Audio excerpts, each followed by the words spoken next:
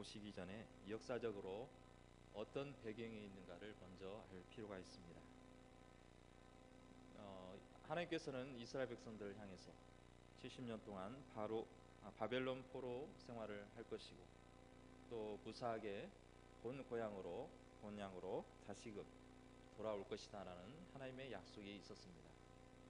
하나님의 약속대로 예언대로 70년 동안 이스라엘 백성들은 바벨론 포로 생활을 했는데 그 뒤에 바로 고레스 칙령에 의해서 점차적으로 다시금 본 가나안 땅으로 귀환하게 되었습니다. 1차로는 스룹바벨이 돌아와서 성전을 중건하였고 2차로 에스라가 돌아와서 유대 총독으로 이스라엘을 관할하였던 것입니다. 그리고 3차로 느헤미야가 와서 무너진 성벽을 다시금 재건하는 그러한 일을 하게 되었습니다. 성벽 재건의 총 감독을 맡아 중추적인 역할을 한 인물은 느헤미야입니다. 오늘 나와 있는 이 느헤미야는 본래 어떤 일을 하고 있었냐면 바사 제국에서 술 맡은 관원이었습니다. 그 부친은 하가랴라는 사람이고 또 동생은 믿음이 좋은 하나니라는 동생이 있었습니다. 이들 모두가 믿음이 신실하였고 또 하나님을 향한 신앙이 더욱 간절했습니다. 더불어서 민족을 위해서도 헌신을 하였고 어떤 희생이라도 감수하려는 그러한 의지를 가지고 있는 사람들이었습니다. 느헤미야는 또한 우리가 알아야 할 것은 진실된 사람이다. 이방 왕도 인정받은 사람이었던 것입니다. 그 직업을 통해서 보면은 왕의 술관원으로서 왕이 마셔야 할 술을 미리 사전에 맛을 보고 그 다음에 여기에 혹여나 독이 있는지 또 해로운 것이 있는지를 먼저 분별하고 나서 왕에게 바쳤습니다.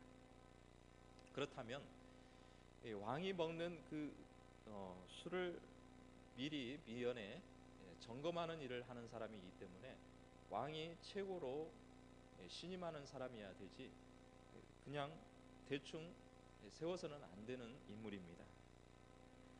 그만큼 중요한 일을 맡아서 일을 했던 고위 관직이었습니다.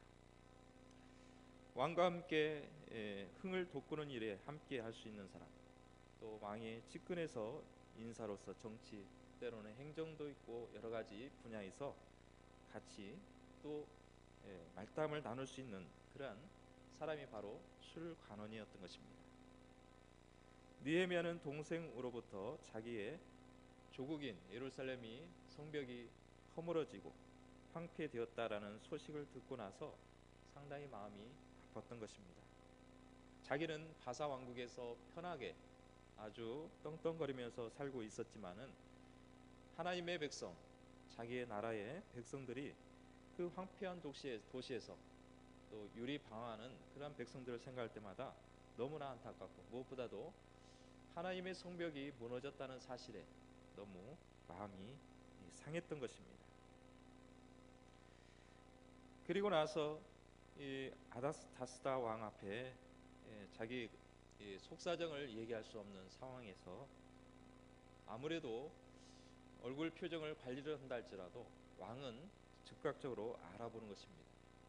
평소에는 그렇게 밝은 표정이었는데 그렇다고 해서 뭐 인상을 찌푸렸거나 또 뭐 표정을 달리 하지도 않았는데 왕은 그 술관원이었던 느헤미야의 마음 심정을 파악하고 있었던 것입니다.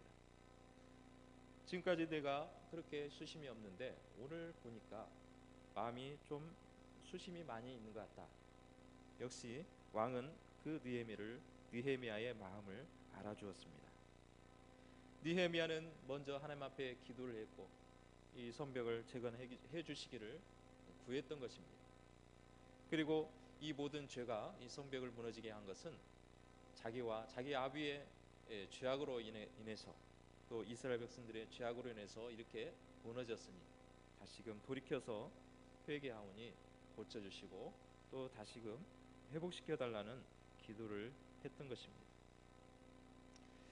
그리고 이 느헤미야는 유대의 총독으로서 임명받고 조국을 위하여 일할 수 있게 되었습니다. 만약에 느헤미야가 자기의 권력을 어느 정도 가지고 있기 때문에 왕에게 사정을 얘기할 수 있습니다. 제 나라가 이렇게 고초를 당하고 있으니 좀 가서 좀 돌보고 오도록 그렇게 좀 해주셨으면 그런 부탁을 할 수 있습니다. 그런데 문제는 왕도 아무리 신임하는 신하를 신임하더라도 자기 나라를 생각하고 자기 나라를 위해서 재건한다. 또 자칫하면 오해의 소지가 있습니다. 또 술관원이라는 권력을 가지고 있기 때문에 충분히 또 어떤 자기 나라를 좀 세우고 또 자기 나라를 뭔가 반역하는 그런 의미도 생각할 수가 있습니다. 그러나 바사왕은 느헤미야를 믿었던 것입니다. 또 충분히 반역하지 않고 충분히 자기 나라에 재건만 하고 돌아올 것이다 라는 그런 믿음을 가졌기에 신임하였기에 보낼 수가 있었습니다. 문제는 또한 또 다른 문제가 있었습니다. 그것은 뭐냐면은 이미 이 성벽이 무너지면서 이웃 나라들이 이 성벽을 무너뜨리도록 방해를 했고 재건하지 못하도록 이미 주변의 나라에서 방해 공작이 펼쳐지고 있었던 것입니다. 느헤미야는 이스라엘 백성들을 마음을 추스린 것도 상당히 힘들었지만은 더 힘들었던 것은 성벽만 짓는 것만 해도 상당한 노력이 있어야 되고 투자가 있어야 되고 시간이 필요한데 주변에서 그렇게 공격을 하고 있고 호시탐탐 그 성벽을 무너뜨리려고 하는 그런 방해꾼들이 주변에 있었던 것입니다. 그래서 낮에는 일을 하게 하고 또 이스라엘 백성들의 반쪽은 또 경비를 쓰게 하고 또 번갈아 가면서 쉬고 또 다른 한편에는 또 일을 하다가 또 경비도 쓰고 번갈아 가면서 그렇게 일을 하게 되었음에도 불구하고 52일 만에 성벽이 재건되었습니다. 참 힘든 여정을 보내왔습니다. 또 51일이라는 짧은 기간 동안에 성벽을 재건하는 그러한 놀라운 성과를 거두게 되었던 것입니다. 이스라엘 백성들은 이제는 안도하게 되었습니다. 또 일이 끝났으니 이제 쉬어서 집으로 돌아가서 편하게 자기 가정을 돌봐야 할 때가 되었습니다. 이때 느헤미야는 생각이 달랐습니다. 뭐냐면은 이대로 성벽을 완공하고 자축하고 그래서 끝나서 돌아가는 것이 중요한 것이 아니라 이 성벽이 재건됐으면 우리 안에 있는 신앙도 또 다시금 보수하고 또 우리의 신앙이 돌아봐야 할 때가 되었음을 깨닫게 된 것입니다. 성벽도 울타리도 치고 또 레위 자손들을 통해서 파수꾼을 세웠습니다. 그렇지만은 느헤미야는 이스라엘 백성들로 하여금 수문화 광장으로 모이도록 했고 또 그 가운데서 부흥이 필요함을 깨닫게 되었던 것입니다. 아마 이스라엘 백성들도 피곤해서 지쳐 있겠지만은 그냥 집에 돌아가기가 너무 서운했던 것입니다. 아마도 자발적으로 모여서 말씀을 듣고자 하였을 것입니다. 8장 1절에 보면은 이스라엘 자손이 자기들의 성읍에 거주하였더니 7째 달에 이르러 모든 백성이 일제히 수문 앞 광장에 모여 학사 이스라엘에게 여호와께서 이스라엘에게 명령하신 모세의 율법책을 가져오기를 청하매라고 또한 말씀하면서 에스라 학사로 하여금 율법을 낭독하도록 했던 것입니다. 우리 교회도 이와 같이 수문 앞 광장에서 부흥의 운동이 필요합니다. 예루살렘의 문에서 수문이라는 문이 있습니다. 이 문은 성전 동쪽에 있는 성벽에 있는 문입니다. 그리고 그 말씀을 선포하는 설교자는 바로 에스라는 학사입니다. 그렇다면 이 에스라는 어떠한 인물이었는가? 제사장이었고 또한 하나님의 은혜를 입어서 율법을 해석할 수 있는 그러한 학사였던 것입니다. 그래서 우리는 이 에스라라는 인물과 느헤미야라는 인물을 좀 알 필요가 있고 이해할 필요가 있습니다. 먼저 이 에스라를 보면은 하나님의 말씀에 정통한 학자로서 제사장 출신이었습니다. 에스라는 유대인으로서 바벨론 포로 시대 바벨론에서 태어났던 사람입니다. 또 제사장 아론의 16대 손자였습니다. 그래서 그 가운데서 하나님의 도우심을 받아서 또 왕에게 또 구하는 대로 받았던 인물이었던 것입니다. 이처럼 에스라는 그 당시에 대단한 인물이었습니다. 말씀을 연구하고 또 율례와 규례를 또 이스라엘 백성들에게 가르치고 또 지키도록 했던 사람이었던 것입니다. 그 중에 대표적인 것이 바로 유대인들이 이방인 나라에 포로로 끌려가면서 자칫하면 이방인과 혼인을 하고 또 유대인으로서 그런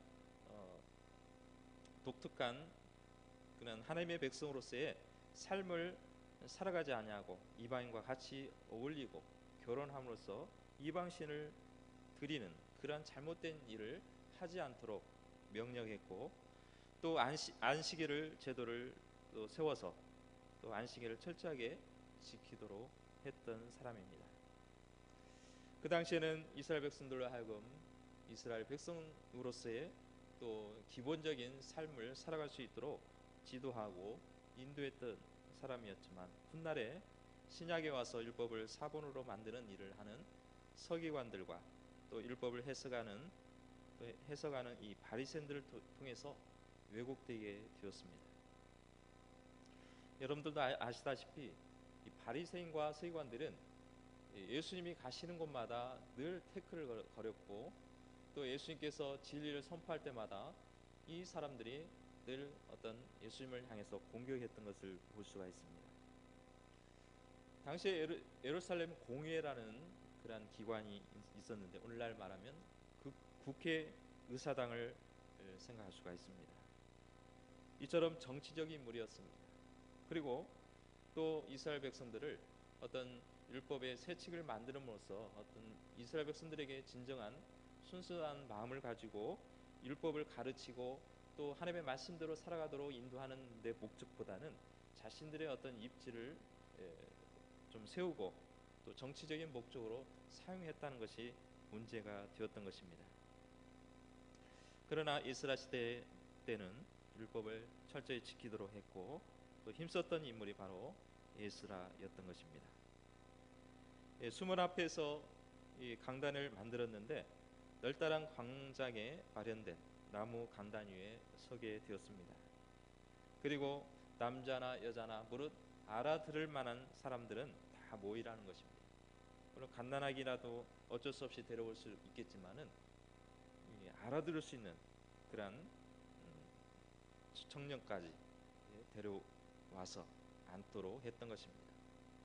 이때 이 성경을 낭독할 때, 두루마리를 낭독할 때 새벽부터 자정까지 쉬지 않고 율법책을 낭독하여 그 말씀을 강론했다라고 오늘 본문에서 기록하고 있습니다. 새벽부터 오전까지 오전까지 한다면 최소한 6시간 이상은 그 자리에 떠나지 아니하고 이 율법책인 두루마리를 낭독했는데 그 모든 것을 다 들었다는 것입니다. 보통 우리가 즐거운 일이라도 재밌는 일이라도 2시간이 지나면 지루해지게 돼 있습니다. 그러나 이스라엘 백성들은 이 두루마리 말씀을 들으면서 끝나고 해서 뭐 재밌다거나 또 이 율법이 뭐 즐겁다거나 그런 내용이 아님에도 불구하고 그 율법책을 들으면서 마음에 감동이 있었고 또 감회가 넘쳤다라고 말씀하고 있는 것입니다. 왜 이스라엘 백성들이 그러한 마음이 들었을까요? 이스라엘 백성들은 예루살렘을 떠난 지가 벌써 오래되었습니다. 바벨론 포로가 70년을 생각하고 거기다가 성전을 재건하지 못하고 성벽을 재건하려다가 중단한 사건을 통해서 무려 140년 동안 성벽이 재건되지 못하는 그러한 아픔 속에 있었던 것입니다. 그런 가운데서 자신들이 이 말씀을 지킨다는 것은 결코 쉬운 일이 아니었습니다. 또 말씀을 제대로 들을 수 있는 기회가 많지 않았다라고 볼 수가 있는 것입니다. 요즘 같으면 성경을 구하기 쉽습니다. 그러나 그때는 두루마리 성경책을 생각할 수가 없습니다.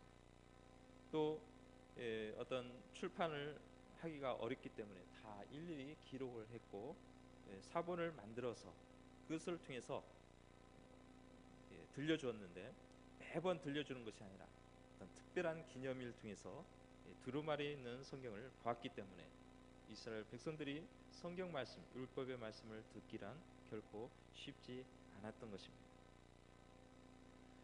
그 가운데서 140년이 세월이 흘렀고 이 이스라엘 백성들의 마음에는 또 많은 시달림 속에서 하나님의 말씀에 대한 갈급함이 있었던 것입니다. 서서 말씀을 들었고 가슴을 치면서 아멘 하고 받아들였던 것입니다. 그들의 마음에는 영적으로 배가 고픈 상태였습니다. 갈급한 심령으로 어떤 율법이라도 어떤 말씀이라도 듣고자 하는 그런 마음의 문이 활짝 열려 있었던 것입니다. 여러분은 성경을 보면서, 이 성경책을 보면서 눈물을 흘려본 적이 있습니까? 또 이 성경책을 보면서 감격해 본 적이 있습니까? 아마도 그런 경험은 별로 없으리라 생각이 됩니다. 성경을 가지고 있다고 해서 누가 잡아가는 것도 아닙니다. 성경을 내가 소지하고 있다고 해서 어떤 사람이 신고를 한다고 해서 감옥에 가는 것도 아닙니다. 그리고 성경이 필요하면 언제든지 기독교 서점이라든가 찾아가서 얼마든지 구할 수가 있습니다. 그런데 저는 이 성경을 보면서 울어본 적이 있습니다. 언제일 것 같습니까? 그때가 군대 입대해서 훈련소에서 교회에서 봤을 때 울어본 적이 있었습니다. 군입대를 하면은 훈련소에 들어가게 되면 자기가 가지고 있는 소지품은 다 내놓게 되어 있고, 또 자기의 옷 입은 것 그것은 집에다 보내고 나머지는 다 소각을 합니다. 그런데 훈련 기간 동안에 맡기는 것이 있습니다. 하나는 돈을 맡겨서 나중에 찾을 수 있는 것이고, 또 하나는 성경책을 보관하고 있습니다. 성경책은 태우지를 않고 다시금 보관하고 있다가 훈련이 끝나면 다시 돌려줍니다.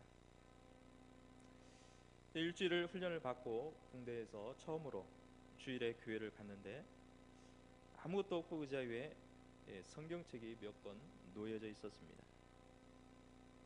그 성경책을 보면서 나도 군대에서 여기에서 성경을 볼 수 있구나 하고 감격하게 되었습니다. 전에는 성경책을 보았지만 별 감흥이 없었습니다. 당연히 성경이 있는 것이고 언제든지 말씀을 들을 수 있기 때문에 거기에 대해서 별로 생각을 하지 못했었던 것입니다. 훈련소에 있을 때는 귀하게 느껴집니다.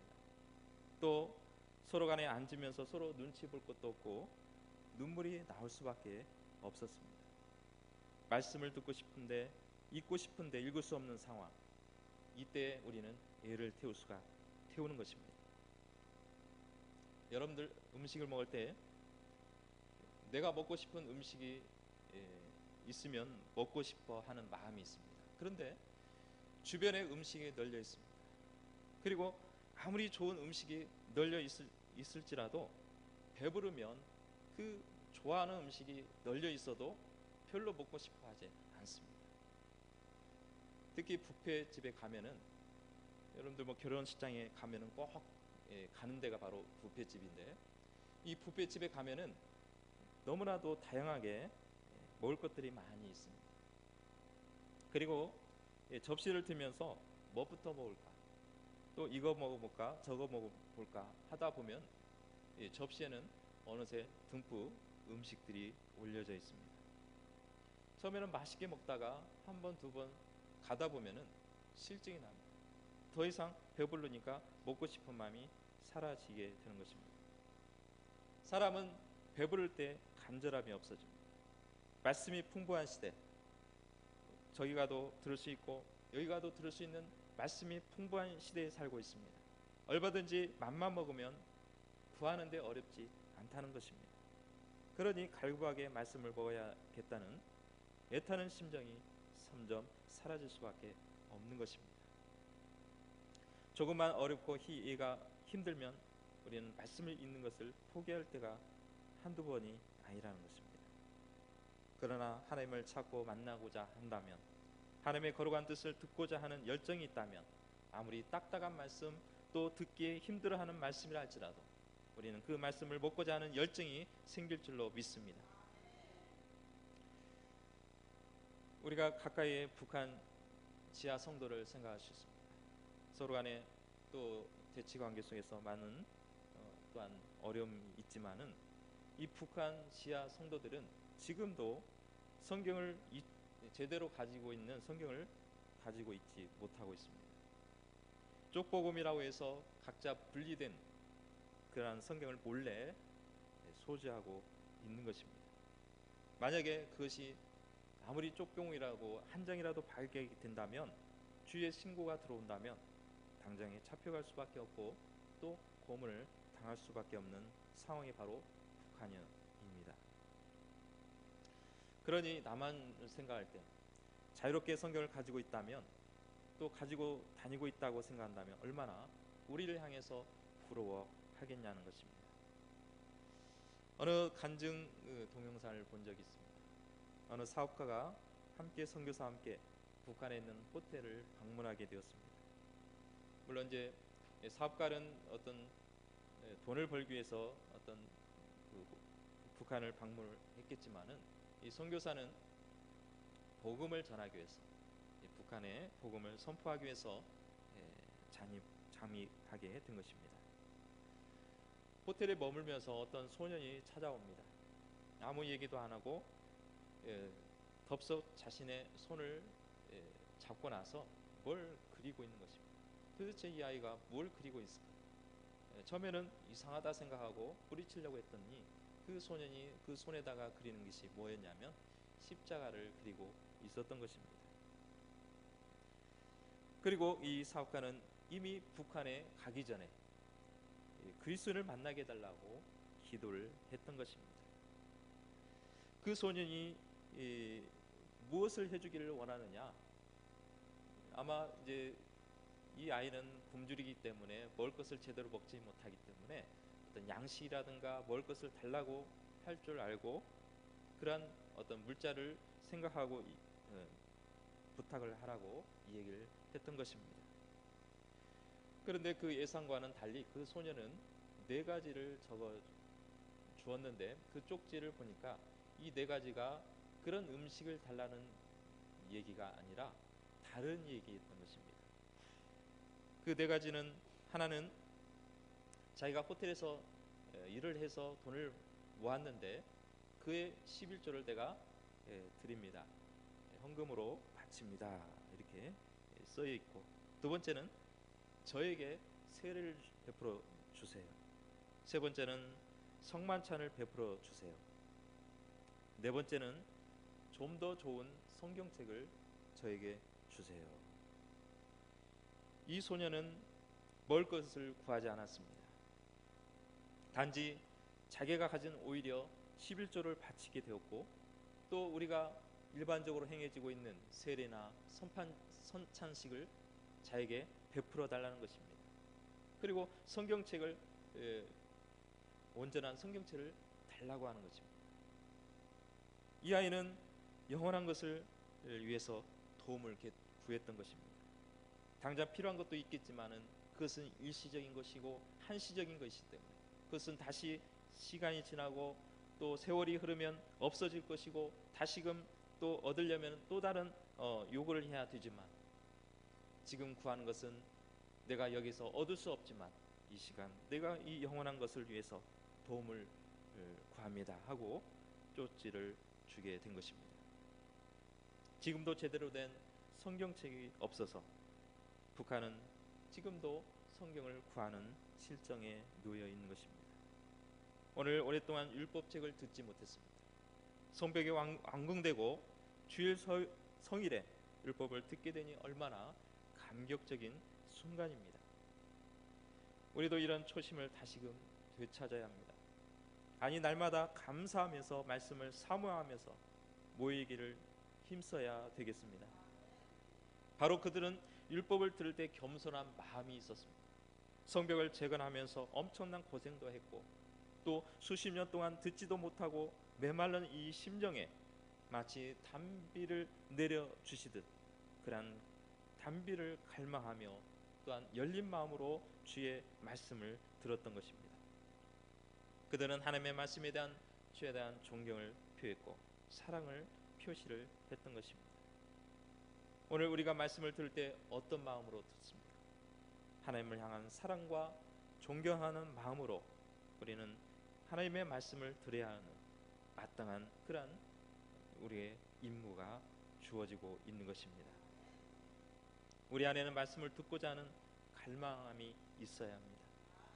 시편 42편의 시편 기자를 통해서 사슴이 시냇물을 찾기에 갈구한 것처럼 내 영혼이 주를 찾기에 갈급하니다라는 그러한 시의 고백이 오늘 우리의 입술을 통해서 고백되어야 될 줄로 믿습니다. 기독교 역사를 보면은 수많은 믿음의 사람들이 기독교 부흥을 일으켰던 것은 하나님의 말씀에 대한 갈망부터 시작됐습니다. 성경 말씀에 깊이 뿌리를 내릴수록 더 넓은 지역으로 퍼져 나갔고 그 말씀이 지속되었습니다. 분명히 우리가 이 말씀의 중요성을 깨달아야 된다는 것입니다. 진정한 말씀의 진가를 깨닫기 위해서는 말씀을 생각하고 즐거워하고 가까이 해야 하는 것입니다. 시편 19편에는 하나님의 율법은 완전하여 우리 영혼을 소생케 하시고 하나님의 교훈은 정직하여 마음을 기쁘게 한다고 말씀하고 있는 것입니다. 하나님의 말씀은 우리에게 영혼을 더욱 우리를 생기 있게 만드는 것이고 우리 이 말씀을 통해서 진정한 우리의 삶을 제대로 된 삶을 살아갈 수 있음을 말씀하고 있는 것입니다. 하나님의 율법의 책을 낭독할 때 그 뜻을 해석하여 백성에게 그 낭독한 것을 다 깨닫게 하니 백성들은 말씀으로 눈물을 흘리게 되었습니다. 이스라엘 백성들이 율법의 말씀에 은혜가 되니 감사했고 이렇게 좋은 것을 말씀대로 살지 못해서 안타까우니 가슴으로는 너무나 슬퍼하게 되었던 것입니다. 바로 이것이 부흥의 역사가 일어나고 있는 것입니다. 우리나라도 1907년도에 평양에 대부흥의 역사가 일어났습니다. 평양 대부흥의 역사는 말씀으로부터 시작되었습니다.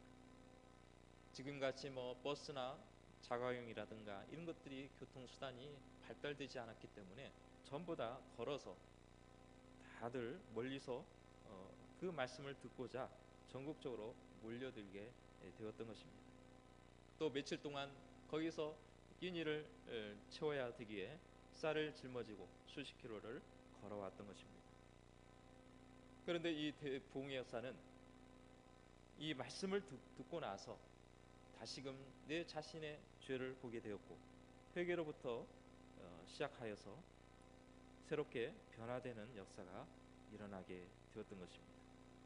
오늘 이스라엘 백성들은 율법을 들으면서 자신의 죄를 자복하게 되었습니다.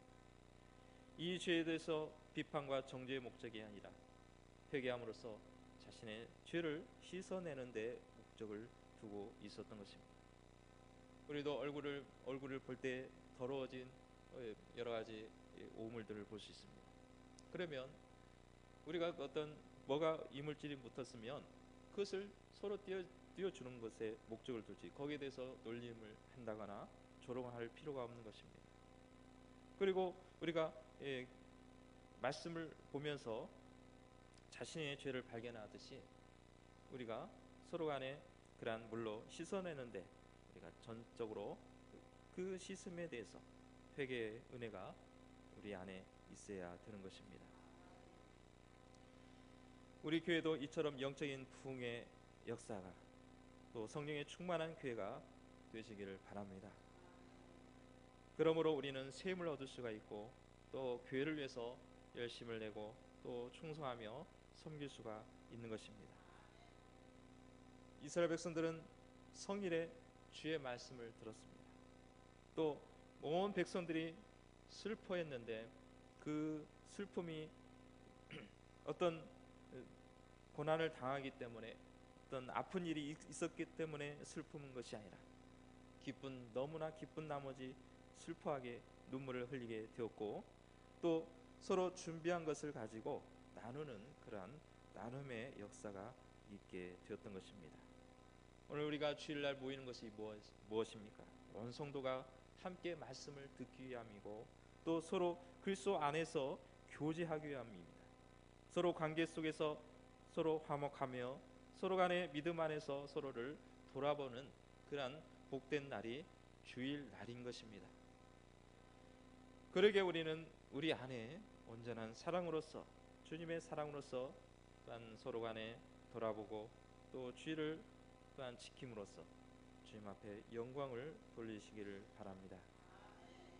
느헤미야 총독을 통해서 오랫동안 무너진 성벽이 52일 만에 재건되는 사건이 일어나게 됩니다. 이 순간 이스라엘 백성들은 수문 앞 광장에 모여서 일제히 두루마리 성경 낭독을 듣고 울면서 또 감동을 받으며 일어나는 역사가 오늘날에도 일어나야 되는 것입니다.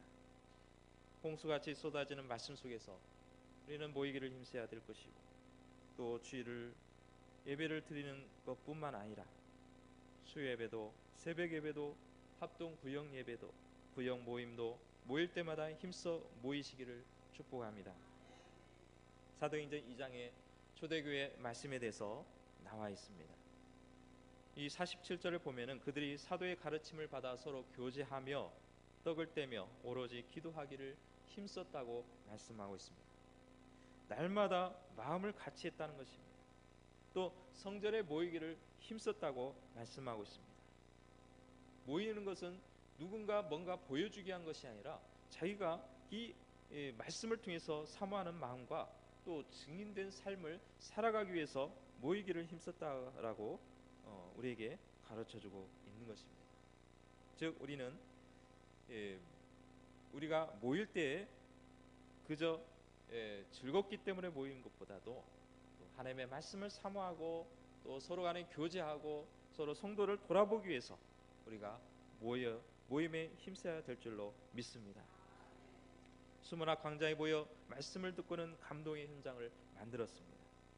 북한 성도들은 말씀을 사모하고 생명 들고 복음을 지키는 신앙인들의 모습을 우리는 기억해야 합니다. 또한 우리 안에 무너져가는 신앙을 지켜나가야 됩니다. 그럼으로써 우리 안에 말씀의 부흥의 역사가 우리 신시가지 예배당을 통해서 우리 모든 성도들 마음의 중심을 통해서 불과 같이 일어나는 그러한 하나님의 축복이 임하시기를 주님의 이름으로 축복합니다. 기도하시겠습니다. 거룩하신 하나님 아버지 감사합니다. 오늘 수문학 광장에 모여있는 이스라엘 백성들은 딱딱하고 또 듣기가 상당히 힘든 율법의 말씀을 들었지만 이스라엘 백성들은 한 사람도 지루하지 아니하고 오히려 그 말씀을 듣고 마음에 감동을 받고 위로를 받고 힘을 얻었던 것을 볼 수 있습니다. 오늘 우리가 하나님의 말씀이 너무나 풍성하여서 우리가 성경책에 대해서 별로 우리가 크게 생각하지 않을지도 모르지만은 우리는 그 말씀을 사모하고 하나님을 향한 간절한 마음과 모이기를 힘쓰는 아름다운 신시가지 예배당이 될 수 있도록 주님 축복하여 주시옵소서. 감사를 드리며 예수님의 이름으로 기도드립니다. 아멘.